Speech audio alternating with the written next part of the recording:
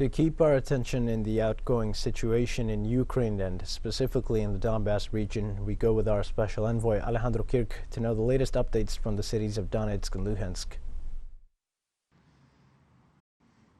Yes, we are finally back into the Donbass, closer to the conflict zone. And we were walking around Donetsk this morning. We found a city that is peaceful, that it is a little empty in our view. Many shops are closed. Many people have left the city to avoid the shelling that is falling over this city over the last period of time, the last few days. We were told that 14 shells fell into civilian places in the here in Donetsk. Walking around this street, Artyom Avenue actually, we ran into a famous war blogger that was doing his report. People were greeting him and he agreed to speak with us for a short while. The people of Donbass have already won.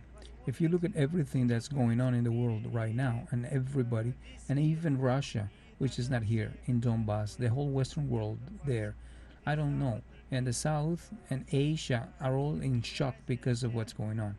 The world is changing, it's crumbling before our eyes, and only the people of Donetsk, who have lived for 80 years under the sound of this cannon fire, are walking around thinking that life is finally getting better.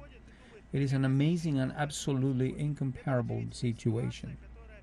The tactic that Ukraine has chosen for itself since the beginning is not a war against the military, not against the DNR army, but a war against the civilian population, a terror of the civilian population. This is their strategy, which they have used from the beginning and which they maintain to this day, creating problems for the ordinary people whom they are supposed to consider their citizens, but they don't consider them as people. They don't have the same rights, and so on. They deprive them of water, light, access to food, other things, create a humanitarian disaster.